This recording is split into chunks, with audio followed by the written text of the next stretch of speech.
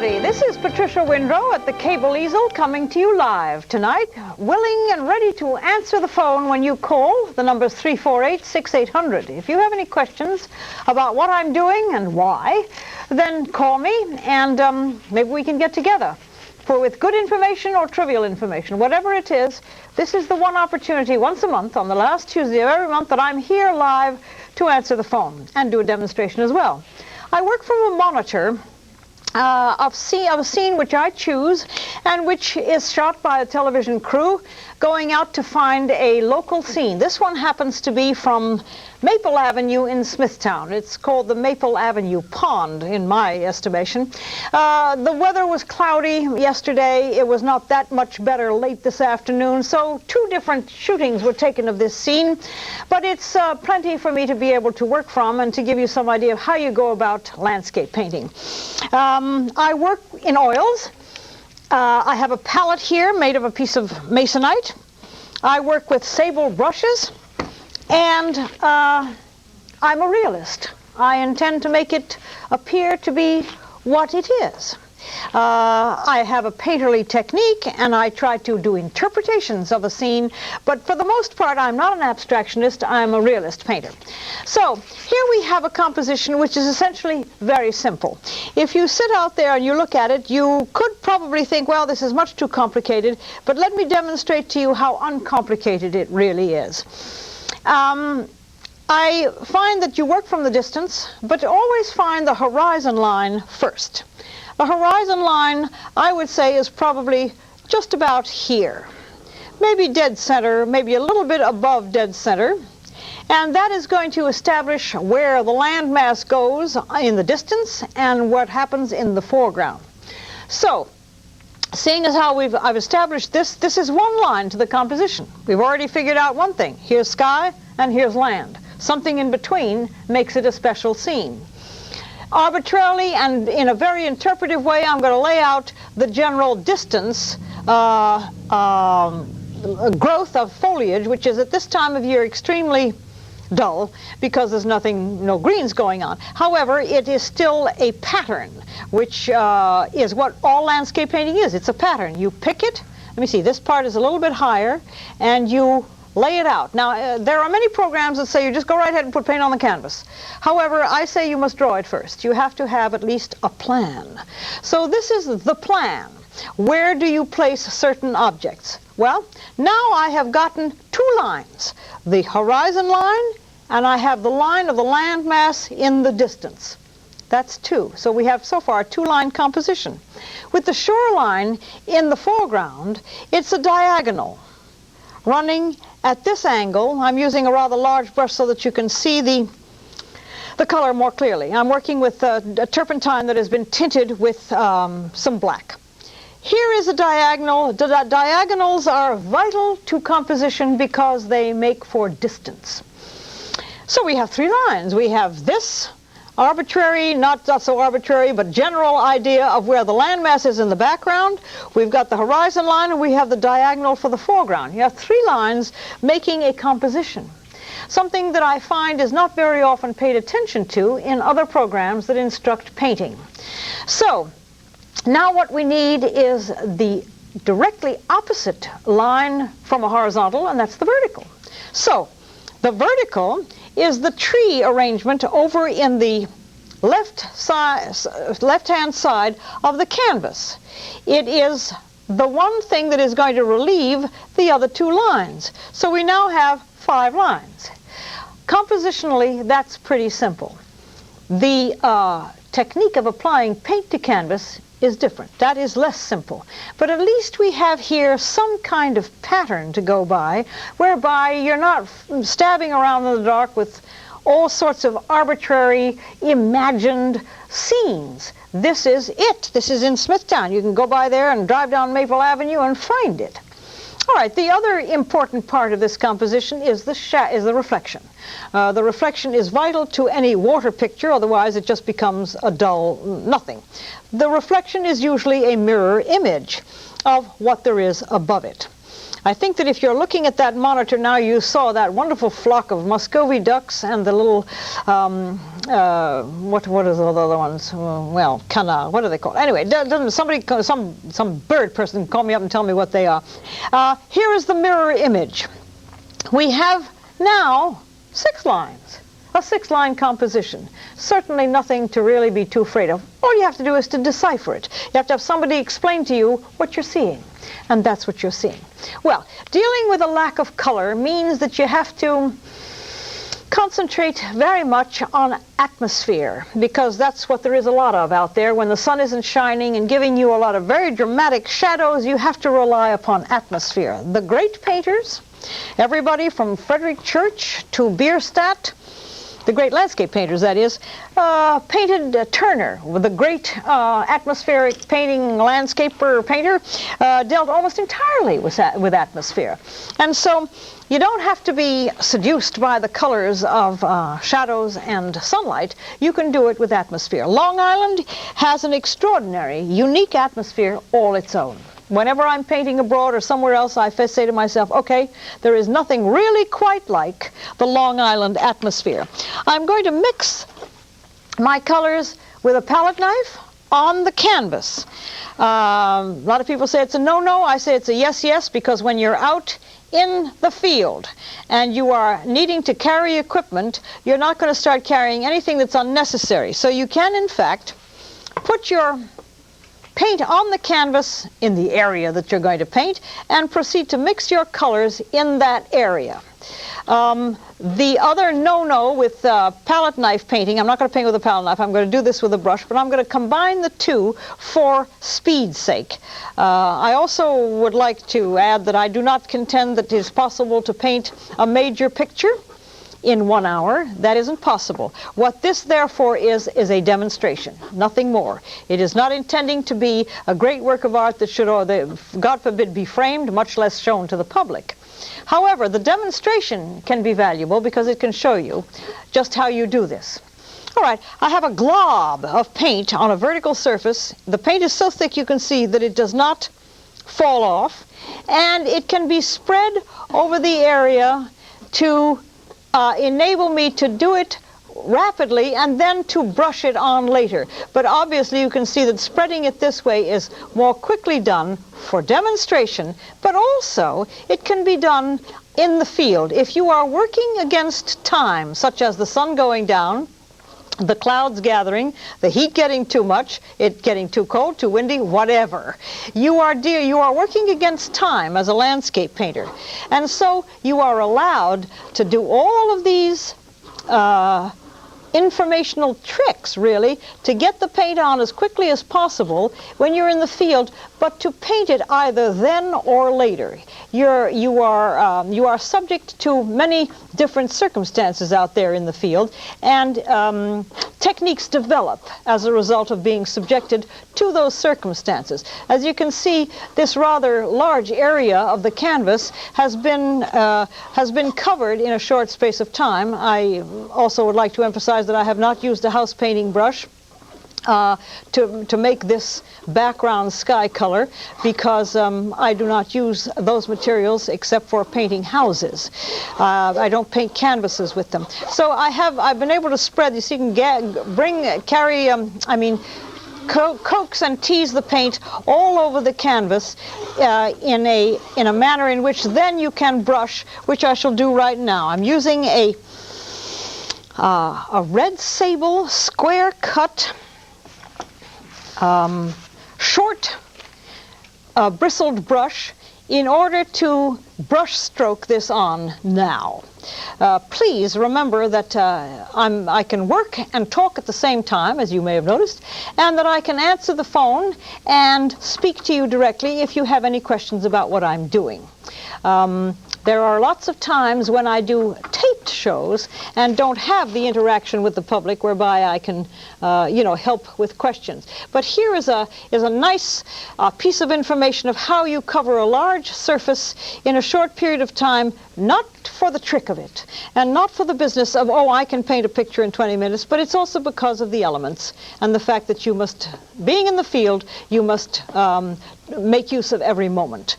So, I've now dealt with the business of, and this is crude, believe me, in a finished painting, the application of paint is not done in such a crude way, but as I said before, for this purpose, this is going to suffice. This will have to suffice. So I have there a perfectly flat area in which I can introduce some rosy tones, because this scene was shot towards the end of this evening, and there were, oh, wrong, I just did the nightmare of all painters, put the wrong color on the canvas. However, the nice part about oils is that they can be removed.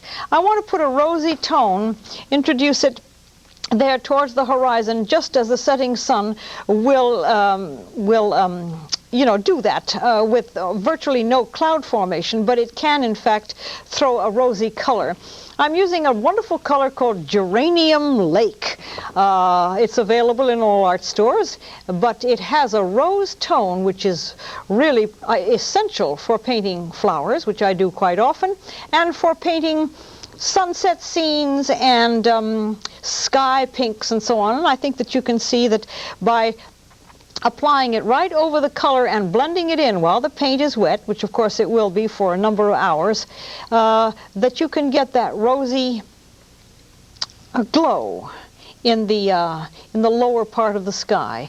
Definitely a characteristic of Long Island, definitely characteristic of this time of year, and certainly a detail which you couldn't conjure up in your imagination.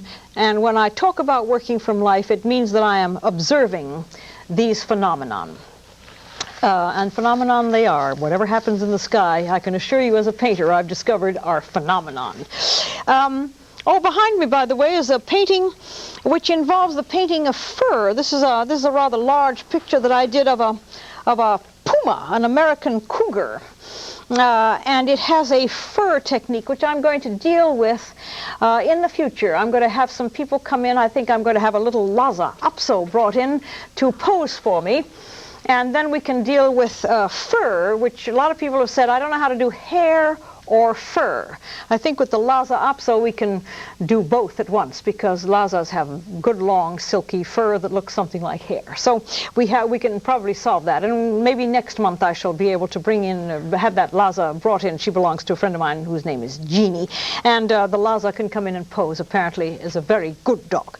So I'm going to now be working towards the foreground. So I've got one line of the composition taken care of, and the background is the sky. Now we're starting to come and work forward, which is the technique, probably the only absolutely inviolate technique that you must use when you're doing landscape paintings. You work from the background to the foreground. I've mixed up some mauve, some of the whitish pink tone that I had in the sky, a touch of yellow for the distance growth of land trees there, which of course at this time of year have absolutely no color. They are wonderfully simple, quite oriental looking in their own way, and they are colorless.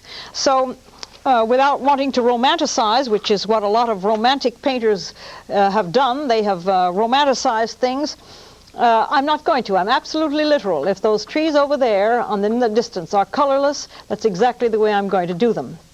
I'm also a great admirer of Japanese prints and so on because of the atmosphere that they create. So here we have a nondescript distance type of color for this growth of foliage in the background. It's the dead of winter. We have virtually no great rays of sun shining on any part of this landscape. So what we're dealing with is a pattern. We're dealing with forms, shapes, and masses of color. Be that as it may, it's dull color, but it's still color. We're not working in black and white, such as photography was many years ago. We're dealing with the subtleties of color.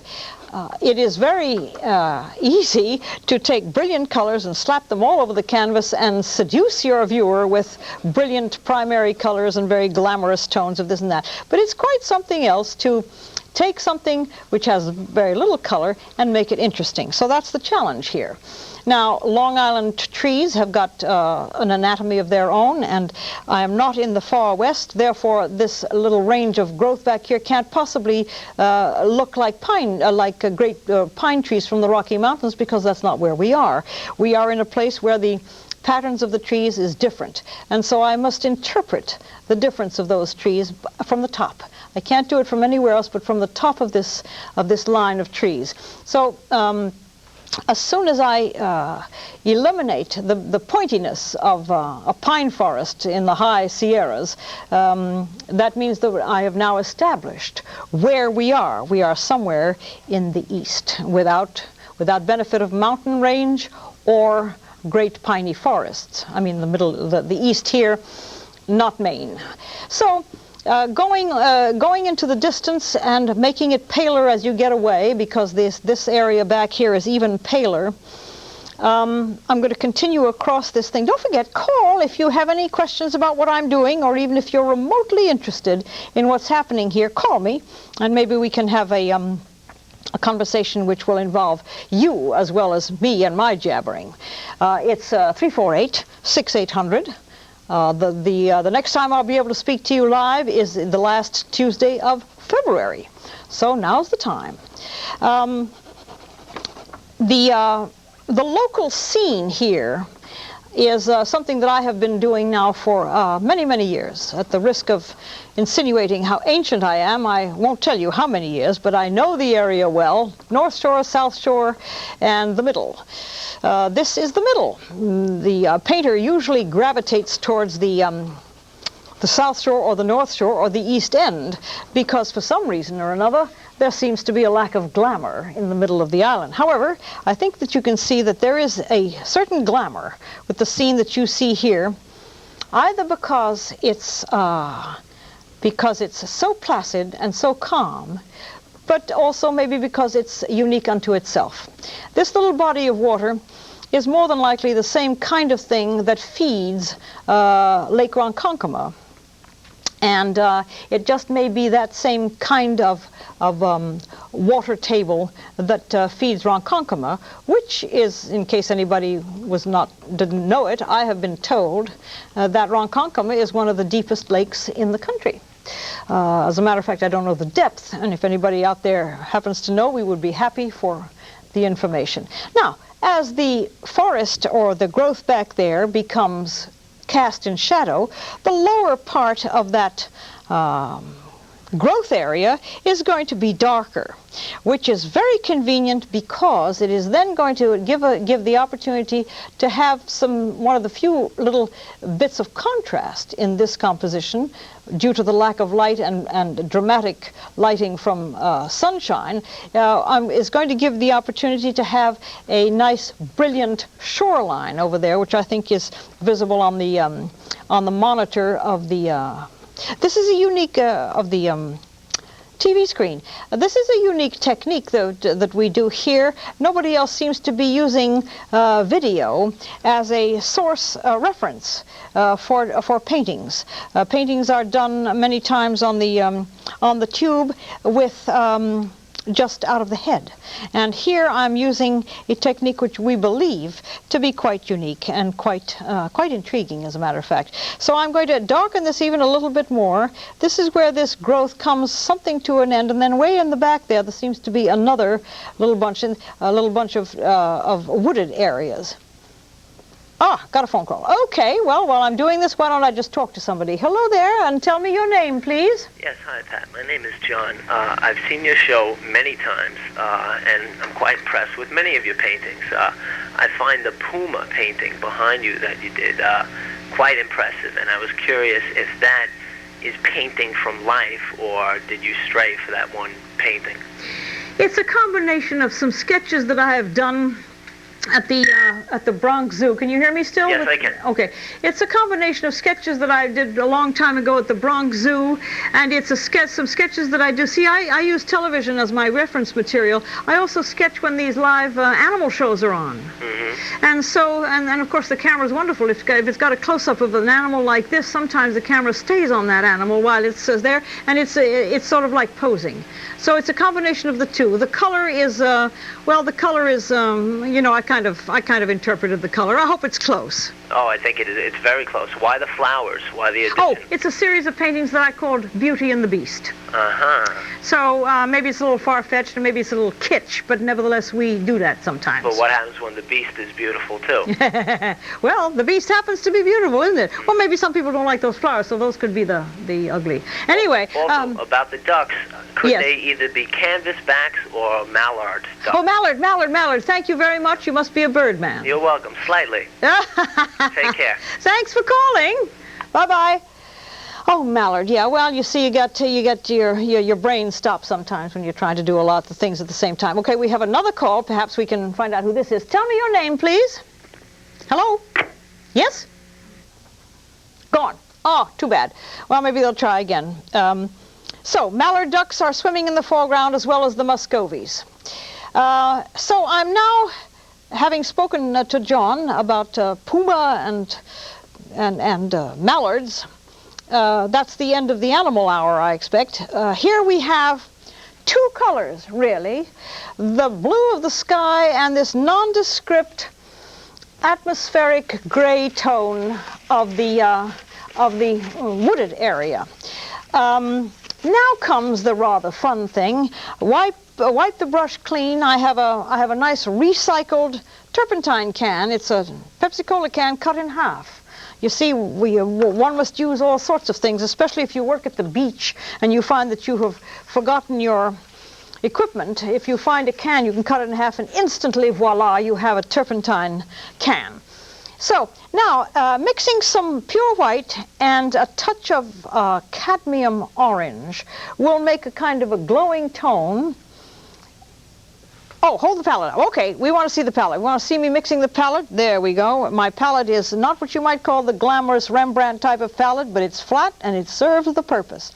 Here's the cadmium orange, and here is the white that I'm mixing together, and this is going to turn into an instant shoreline. The great satisfaction that you get from having drawn this first, you see. At least the line, I believe, is somewhat straight because it was bothered to be drawn. So many times I see programs where all of a sudden we're on an entirely different planet. The horizon goes off to the left. Okay, we have another call, so let me see who this one is. Hello there. What's your name, please? My name is Barbara. Yeah. And I really had a difficult time calling tonight because I'm so busy watching and listening to you. I hate to interrupt the call. I just really wanted to compliment you on your show. It's so wonderful to see a real artist on television. And why, I've Barbara, recently discovered your program. Yes. And I think it would be good if you gave the dates and times when your show will be on again more frequently. Okay. I just enjoy it. I've seen the other shows where they kind of flat paint on on canvas, and I've yes. really been. I'm an amateur. Slap artist. is the good word. Thanks so much for being there. Well chosen words. Slap the paint on. Well, Barbara, yes, okay, that's lovely to hear. You make me blush with pride. And you know, I'm obstinate. I just will not succumb to this business of trickery and so forth. And hopefully, and obviously with people like you, it works. Yes, I sit glued to the television and just watch, and I've learned a lot of techniques. Good. Well, the best technique that you can learn at this point is to not get all the paint on your clothes, such as I do, because that seems to be a hazard. Anyway, don't call yourself an amateur. You know, you have to get out there and do it. And then the one thing that's going to prevent you from being an amateur forever is to sell one. Yes, I guess so. And as soon as you sell one, then the term amateur is over with. I think I will attempt that. So do a beauty and sell it, and then you'll go into an entirely new realm. Okay, I'll Appreciate your call, Barbara, and I'm so pleased that you are getting something out of it. Thank you. Good. Bye-bye. Bye-bye. Well, and another one? Do we have another call? Okay, I'm going to continue to paint. It is not rudeness on anybody's part. I just think that it's much more interesting to see me working while we're talking. So please tell me who you are. Hello? Hi. Yes. Tim. Tim. I just wanted to know what you think of Bob Ross and his style of painting. I wish I could be more. I wish I could answer you in a positive way, because I don't really think I know this painter. I don't get it on my system. Oh, he's like on Channel 13. And he does landscapes, basically, like you're doing. Yeah. But I guess like he slaps on the paint, like you were talking to the girl about. Well, no. Well, all right. Why don't we just reverse it for a minute? Tim, is that it? Yes. What do you think of his work? Well, I like it. I also like your work too. But like he does his in like a half hour. Yeah. I don't know, the pictures seem to come out nice, but when I try them, they don't come out too good. Well, Tim, don't. I'm just starting out too. Also, Yeah, Tim, don't despair. Do not despair about not being able to turn paintings out in a half an hour. It is an unnatural act. Yeah. I'm sorry to tell you that whatever trickery takes place to turn out a fine arts painting in a half an hour is not possible. Right. You know, otherwise we would have 4.5 million Rembrandts, you know, that nobody can get rid of. Right. I mean, it simply is not possible. What is your line of work? I work for the phone company. Well, I mean, you must do something that requires some skill and some technique, right? Right. Can you do whatever you do in you know, a half an hour? Well, I'm an operator, and we have to be quicker than that, but, you know. Yeah, I know, but Tim, you have to admit that when you do anything well, it's going to take more than just a lickety-split slapdash thing. Yeah, that's true. Yeah, okay. So at least we've gotten some kind of common thinking ground there. Right. You know, there are some people who can have a wonderful fast effect, no question about it. But there are also terrible failures, and it's because there's no plan. Did you watch the beginning of the show when I talked about this 5-line composition? Yes, and they don't do that. They just... No, you see, you have to have a plan, and if that's come across, well, then I feel that this whole thing is worthwhile. Yes. Appreciate your call. Thank you. I enjoy you. Thank you very much for calling. Bye-bye, Tim. Good. I'm going to give you some suggestion here of something besides just a gray mass by indicating some darker trunks. Now, let's not be mistaken to think that all trunks are dark, because there are times when trunks turn gold. But at this time of year, it would seem to me that through observation, a keen observation, that these trunks in the background here are usually pretty dark. They're in deep shadow, and they are dark. So I'm putting them in dark. Okay, we have another phone call. Yes, hello there. Please tell me who you are. Hi, this is Craig. Yes, Craig. I was wondering, how long have you been painting? Oh, Craig. Probably longer than you've been alive. Actually, I don't mean to be flippant about it. I've been painting seriously as a professional painter for 30 years. Do you give, like, classes on this, or?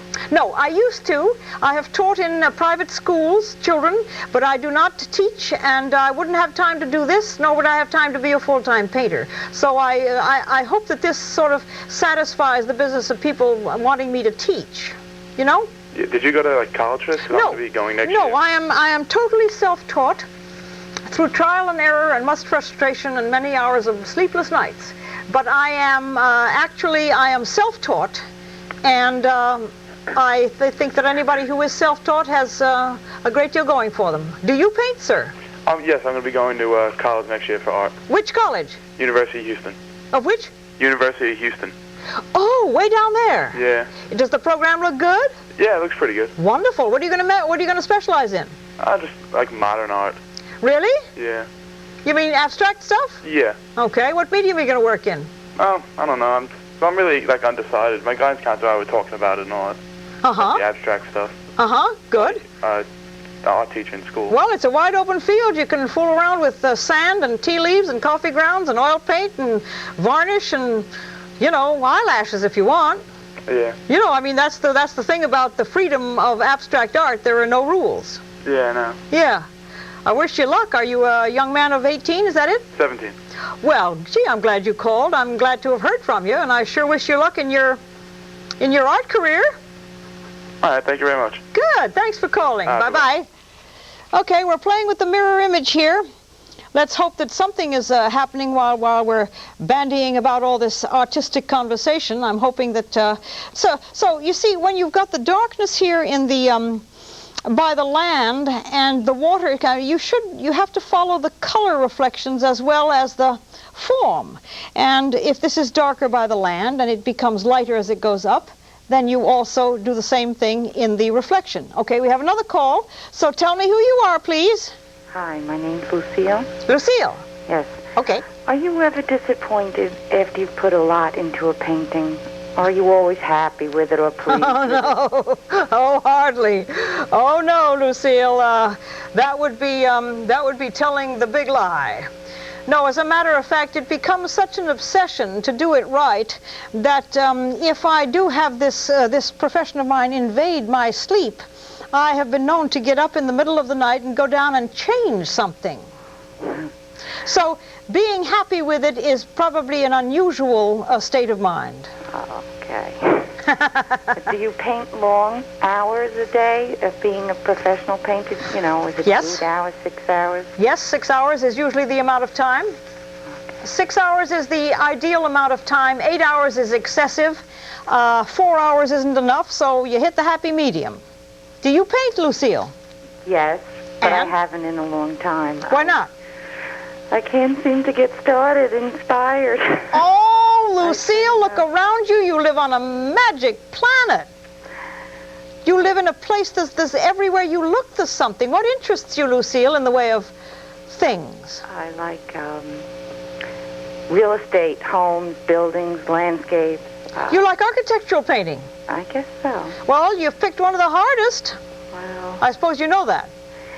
no, I like the Ponte Vecchio or just pretty buildings and street scenes I like. Well, Lucille, have you any idea how hard it is to be an architectural painter? No, not man, really. the I'm a angles. glass person, and I guess it comes easy. The buildings, I like them. Then you must have the ability to have natural perspective. Yes, that helped with drafting. I could draft without drafting. Well, then you've got something going for you. There's an awful lot of people that can't ever get past the business of knowing how to make a building look as though it's standing up. Most of the time they look like they're about to fall keel over. Well, I wish that you didn't feel as though you didn't have the time or the inspiration. How about a trip to Venice? That would be wonderful. Well, I mean, it's all in the realm of possibility. Oh, However, my advice is if you decide to go to Venice, take a minimum amount of clothing and a maximum amount of paints and get to work. I have painted in Venice very often. And it's an experience that is unequaled, and I suggest that you do it before the next 12 months are up. Oh boy, that would be really a nice idea. I can hear you drooling over there. I enjoy your show very much. Thanks. And I think your painting is beautiful. Well, thank you so much for calling and for saying those kind words. I'll just continue doing what I'm doing here and hope that it comes off. You got anything else on your mind? Not at the moment. I do, but I'll remember it when I hang up, right? Okay, we'll call back then. All right. Thanks for calling. Thank you. Goodbye. Bye-bye. I'm dealing here with what I see on the monitor. I could not make this up. I don't have that kind of physics knowledge. But whatever is happening in this particular darkness here is something that I take for what it is. You know, a lot of people say, I don't understand that line, so I'm not going to put it in. Wrong. You put in what there is, whether you understand it or not. That's the secret of realist painting. And so on those words of wisdom, I'm going to break for just a moment. Don't go away. We have only just begun to have fun, and I'll be back shortly.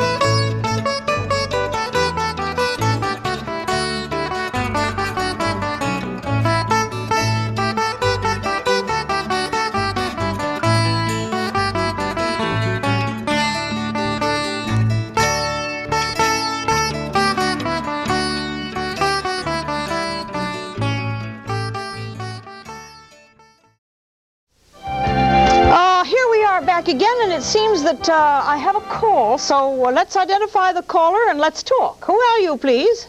My name's Charles. Your name is Charles? Yes. Hello, Charles. No, it's Charles. And C-H-A-R-L-E-S. Yes, Charles. Okay, fine. I noticed that you're painting with just the same brush. The red staple. You're doing the background, the foreground, the trees. Now you're doing the water. Why just the one brush?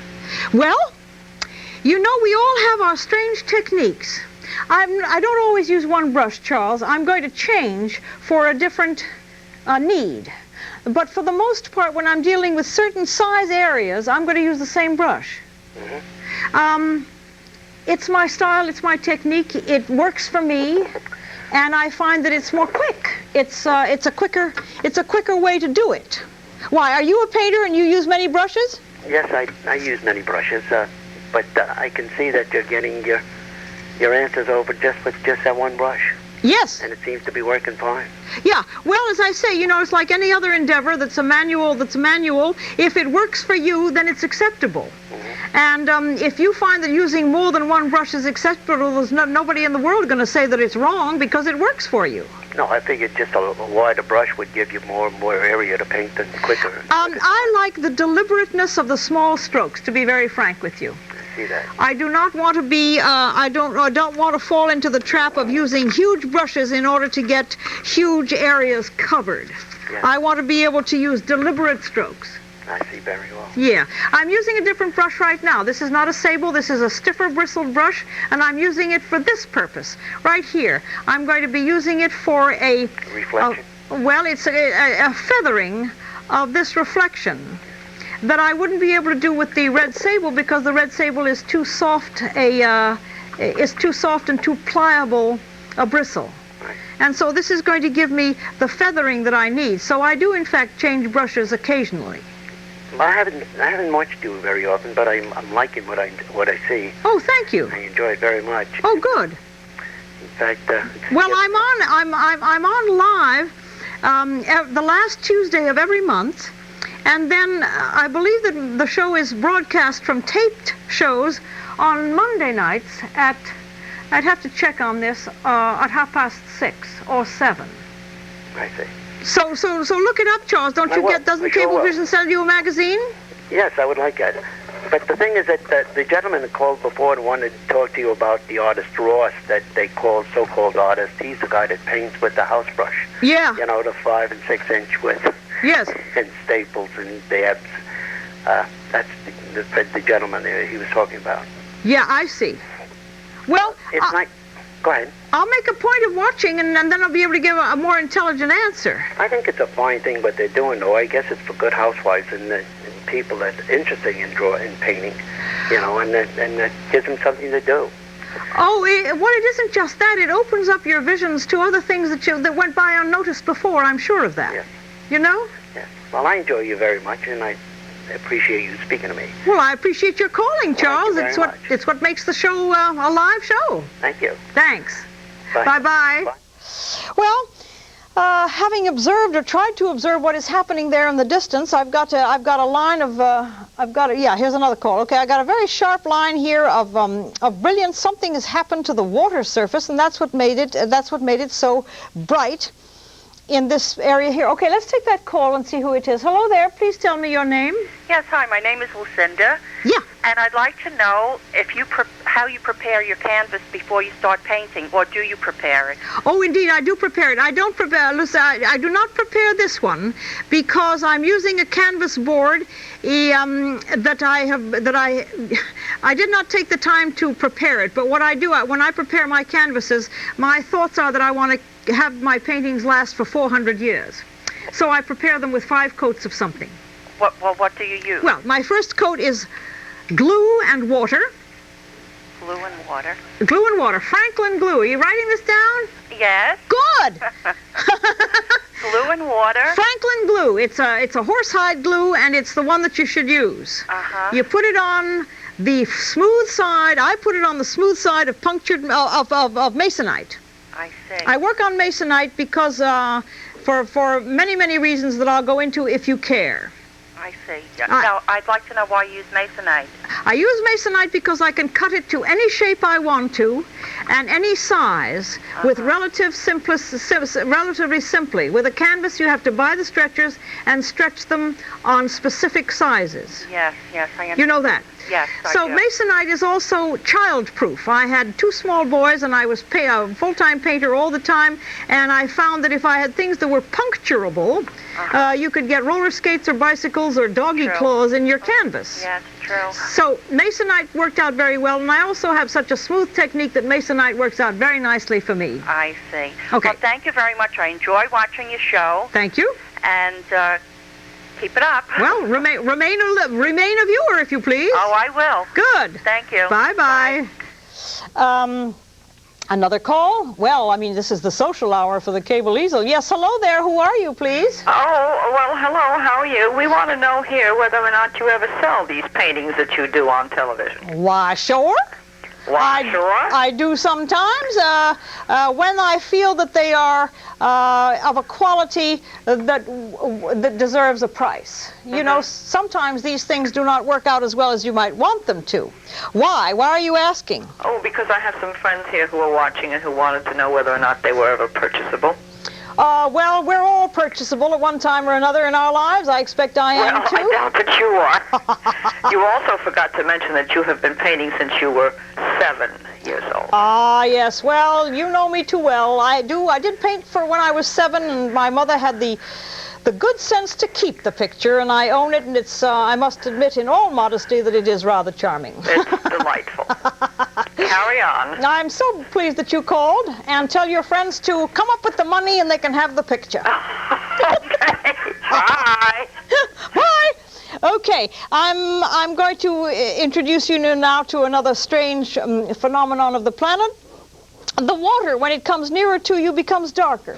There is virtually no reason for it that I can tell, except that that's what happens. And I think that if you look at the monitor, you will see that, I'll take that call. You'll see that the water, as it's nearest to the shore, has become darker. There are probably lots of reasons for it. Yes, tell me who you are, please.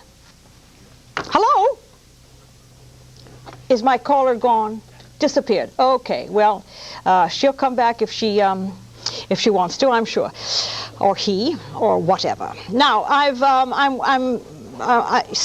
panic-stricken at this point because I know the time is running out and I haven't gotten to my trees, but I want to get this blend in here, which is what makes this business of trying to produce a painting of any quality in a short period of time.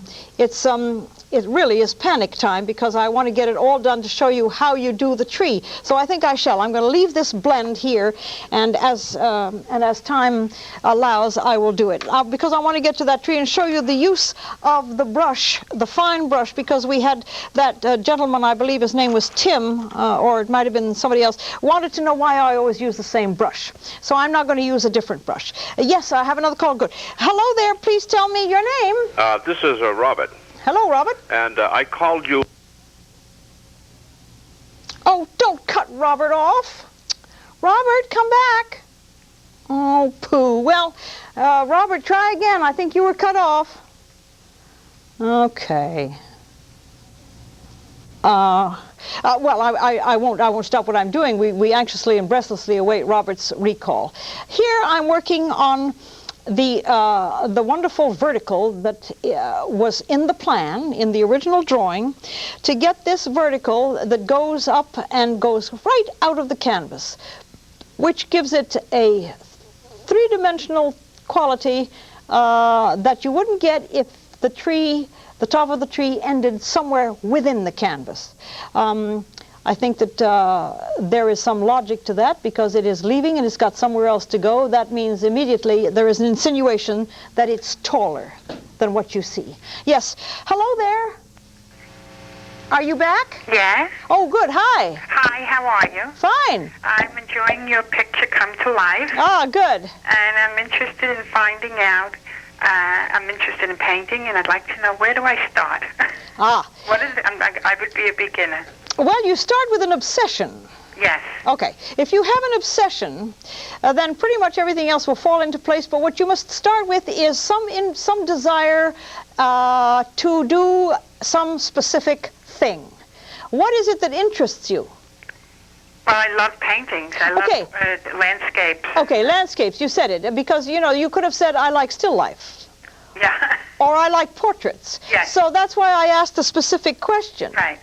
If you like landscapes, you are fortunately living on the planet where there's a lot of them. Uh-huh. There are a lot of landscapes out there, and it is for you as the artist or budding artist or even the interested party to find out what kind of landscape. Do you like water scenes?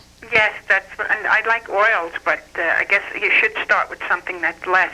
Oh, you're talking about materials. No, I'm talking about scenes. You can work in any medium. I'm not talking about watercolor or oils. I'm talking about scenes. Are you interested in water scenes, or do you like? I see what you mean. Yes. Yeah. They vary. I love to paint flowers. I would like to paint landscapes, water scenes, and also landscapes. Well, your name was Dorothy? Adele. Adele.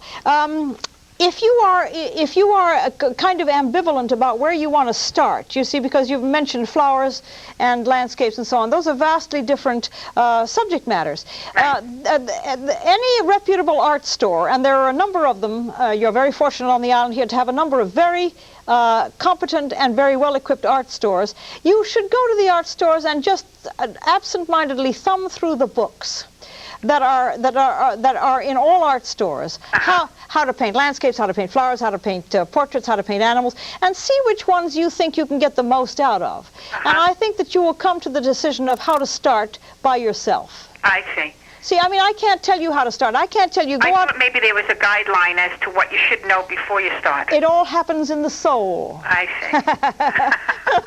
It happens in your psyche. What it is that you really are interested in is the thing that is going to make you get up and do it. I see. You know, I mean, I could tell you, go out to Maple Avenue and find this pond and sit there, on a certain time, at a certain day, a certain time of year, and do it. That's pointless. Right. That may not be of any interest to you. Yeah. I could also say, go out and buy a pound of onions and paint 4 onions with a coffee cup. What do you care? You don't care about that stuff. Yeah. But it would interest me, but it probably wouldn't interest you. Right. So you're the selector, you're the creator, you're the artist, you're the one that has to make the decision. I see. So going through to an art store and thumbing through some books would be of help. It would be a help, except that when you drive a car, I assume.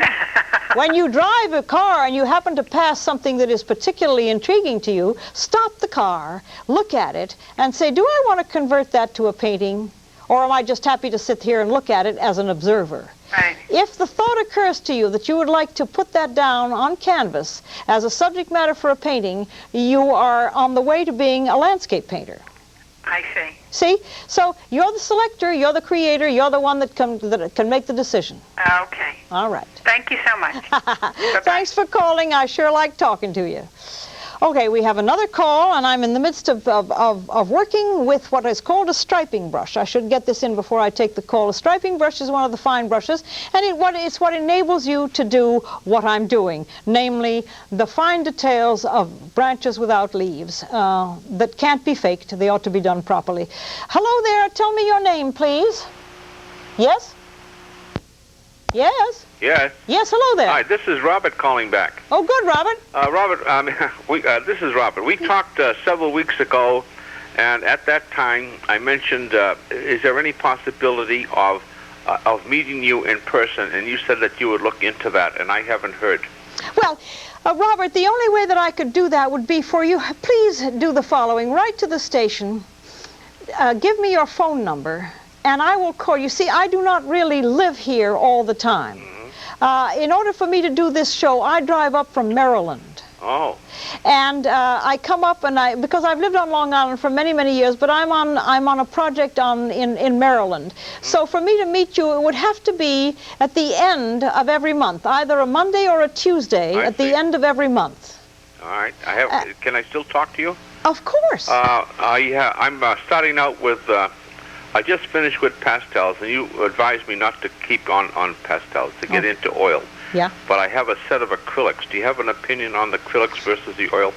Well, the acrylics dry so fast that you have virtually no control over them. If you want to blend, and if you want to do what's happened down in the water here with the blending, you work in oils. The acrylics dry so quickly that it's more frustrating than anything else. However, if you have acrylics, it's a different technique. It's totally different. It means you work fast. It means you don't worry about details. You don't care about blends. You have to work quickly. And it's different. So if you want to do that, fine. If you want to try and emulate the kind of technique that I have here with the oils, then you have to use oils. I see. You know? Okay. I have one other thing for you. Yeah, go ahead. You mentioned a moment ago that you used the Franklin glue on the smooth side of masonite. Right. And you said you put on 5 coats. That was only the first one. That's the first coat, yeah. You don't have to tell me the rest. What I'm saying is it possible that you could put that on paper so that people could write in to you and ask for that? Oh, yeah. Robert, I am going to, write to me and I will send you the first few pages of a book that I'm doing to accompany this program. Fine. I'm putting out a publication. It isn't ready yet. It takes a lot of time, and it isn't ready yet, but it is. However, people have written to me, and I have sent them information such as you're asking. So please send me your name and your address at the station here, 1600 Motor Parkway, Hauppauge. Yes, I have that. Now, do I have time for another little one? Oh, of course, Robert. You got all night. Thank you very much. The last time we talked, you mentioned that there was an instructor at Stony Brook. Yes. And sorry, I didn't get the name. I wonder if you could give me that again. I do believe his name is Robert White. If he is not there anymore, it means he's retired. Okay. But I think that if you call the art department and ask somebody about the specific technique that you're after, you will get the name. Robert White is a great sculptor and a wonderful painter, but there are others there. Yes. Okay. Thank you very much. I enjoyed everything, and I'm learning a lot from you. Thank you for calling, Robert. Thank you. Bye now. Bye-bye. Okay, well, I mean, Robert and I had ourselves almost the solving of the problem of the painting, of painting the world. Here is this wonderful diagonal with a subtle tone made with, it's called Indian red. It's a very vital color. I've mixed it with a bit of spectrum violet to give that sort of nice warm look in an otherwise rather cold color scheme, but it does seem, because this is apparently the sandy shores of this little Maple Avenue pond.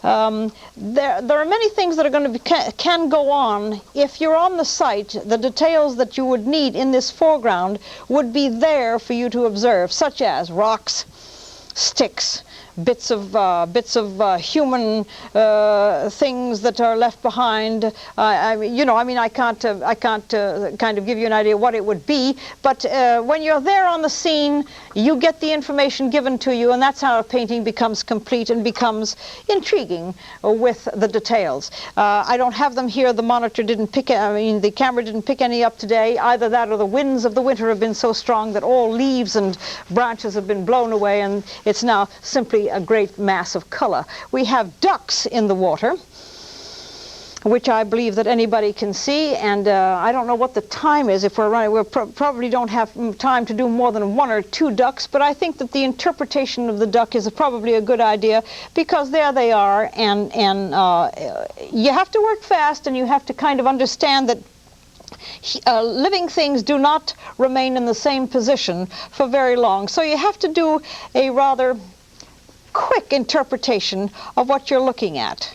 I'll have another call. Okay, well, I'll do this duck impression while I speak to my caller. Tell me who you are, please. Hi, my name is Connie. Yes, Connie. And I'm very interested in your show. I enjoy it tremendously. Good. But I find myself having a lot more luck with just drawing, taking a picture and copying it. And yeah. I'm pretty successful with that. Yes.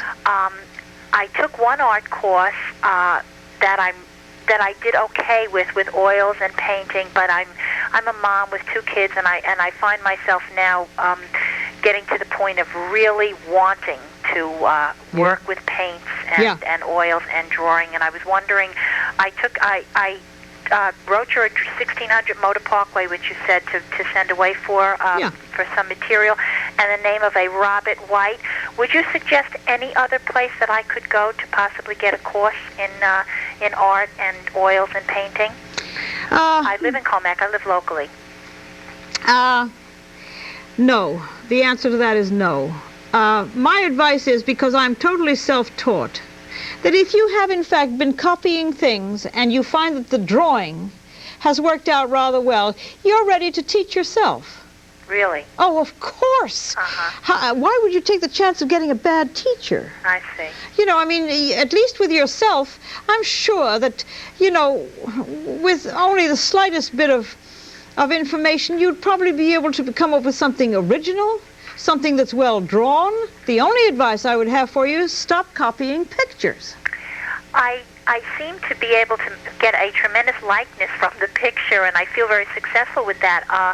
When I sit down to try to draw a landscape or just something real, it's more difficult for me. But would you suggest that I start with painting something? No, you start with drawing from life. And don't be intimidated by it, because what you're doing when you copy pictures is you're doing merely transferring the second dimension to the second dimension, which gets you nowhere. I see. What you want to do is to translate the third dimension to the second dimension, and then you've got something going. Then you'll find out an enormous amount of things about drawing and painting and observation and curiosity, and you will find out things that you'll never find out by copying somebody else's drawings. Never. Never as long as you live. So you would suggest definitely teaching myself, taking the oils and paints that I have. Yeah. Teach yourself. If it's too frustrating and it fails, well then, call the art department of Stony Brook University. Tell them you want to be a realist. Just tell them you're not interested in abstract, if you're not interested in abstract, and go from there. Oh, that sounds great. Give it a shot. Okay, thanks so much. Thanks. I think you're my last caller. I have to wind this up. Isn't that terrible? Well, I've got at least 3 ducks on, and when there's a whole mess of them there, I would like to have had more time. I kind of really liked coming here and talking to all these people out there. It makes the difference between a live show and a rather sterile taping show. Thanks for watching. I hope you got something out of it. I'll be on the last Tuesday of February. Don't fail to watch and to call me. This is Pat Windrow, the realist painter who works for life. Tune in the next time. Thanks for watching. Bye-bye.